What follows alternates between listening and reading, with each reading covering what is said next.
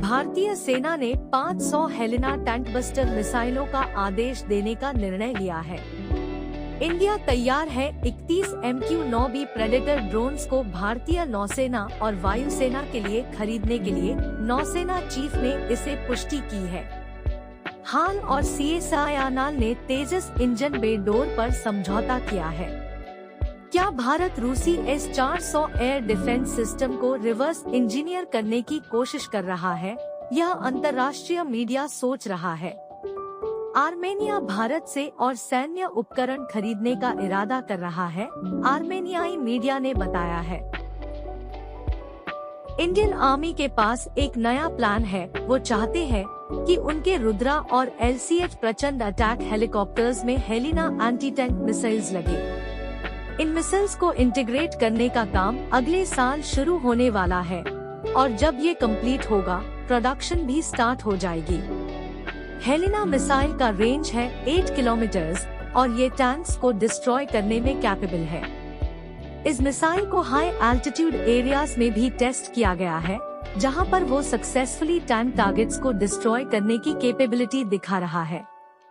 Overall एक और step है इंडियन आर्मी का मॉडर्नाइजेशन में। बड़ी खबर, इंडिया ने डिसाइड किया है कि वो 31 MQ-9B प्रेडेटर ड्रोन्स खरीदेगा इंडियन नेवी और एयर फोर्स के लिए। नेवल चीफ ने कॉन्फर्म किया कि ये ड्रोन सर्वेलेंस में मदद करेंगे और इनका इस्तेमाल इंटेलिजेंस, सर्वेलेंस और रिकॉग्नाइसेंस में होगा। ड्रोन्स को इंडिया में असेंबल किया जाएगा और जनरल एटॉमिक्स एक MRO फैसिलिटी भी एस्टैब्लिश करेगा। भारत सरकार इंडिजिनस कंटेंट को बढ़ाने की भी कोशिश कर रही है और डिस्कशंस चल रहे हैं इस पार। ये एक बड़ा कदम है इंडिजिनस डिफेंस कैपेबिलिटीज को बढ़ाने में। हाल ने आज CSIR के साथ एक डॉट एग्रीमेंट साइन किया है, जिसमें उन्हें LCA तेजस MK-1A इंजन बे दूर के मैन्युफैक्चरिंग के लिए टेक्नोलॉजी ट्रांसफर मिलेगी।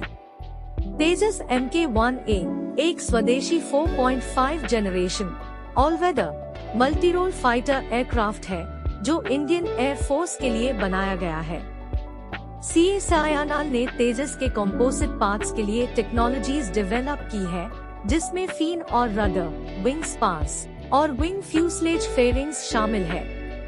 इसमें इंजन बे दूर के लिए high temperature resistant cocured composite structures बनाने का मैन्युफैक्चरिंग प्रोसेस टेक्नोलॉजी भी शामिल है, जो लगभग 200 डिग्री सेल्सियस के टेम्परेचर को सहन कर सकती है। इस एग्रीमेंट के तहत हाल सीधे तेजस MK-1A के लिए ये high temperature resistant composite parts produce कर सकता है, जो इंडियन एयर फोर्स के स्क्वाड्रन्स के इनिशियल रिक्वायरमेंट को मीट करेगा।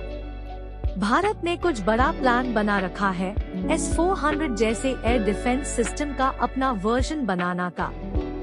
इस प्रोजेक्ट कुश के तहत defence research and development organisation DRDO ने डिसाइड किया है कि उनका सिस्टम 350 किलोमीटर्स तक के एयरक्राफ्ट को डिस्ट्रॉय करेगा और जो दिखाई कम करता है वो भी हैंडल करेगा।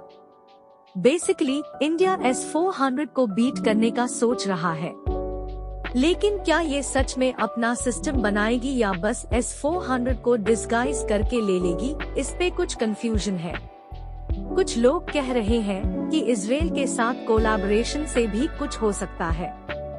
रिवर्स इंजीनियरिंग भी एक पॉसिबिलिटी है, जिसमें इंडिया S-400 को देखे बिना ही अपना सिस्टम बनाए। लेकिन क्या ये प्लान सक्सेसफुल होगा, ये तो वक्त ही बताएगा।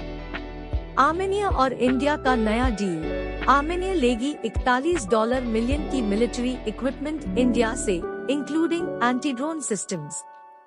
ये डील दोनों देशों के बीच बढ़ती दोस्ती को और भी मजबूती देती है।